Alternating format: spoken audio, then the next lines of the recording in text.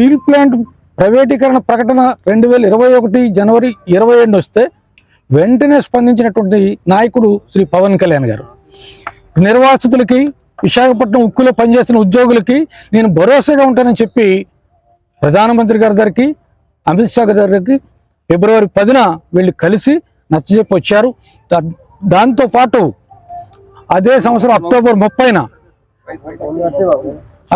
30న సాక్షాత్తు steel plant ముఖద్వారం దగ్గర ఇదే ప్రాంతంలో 3 లక్షల మందితో నిరసన తెలియజేయడం ద్వారా కేంద్ర ప్రభుత్వం పైన ఒత్తిడి తీసుకురావడానికి ఆ కార్యక్రమం చేపట్టారు. తద్వారా ఇక్కడ ఉన్నటువంటి నిర్వాసితులకి, భూములు ఇచ్చిన నిర్వాసితులు కానీ, ఇందులో ఉద్యోగాలు చేస్తున్నటువంటి పర్మనెంట్ ఉద్యోగులు, అసంఘటిత రంగంలో ఉన్నటువంటి కార్మికులకి భరోసా ఇవ్వగలిగారు.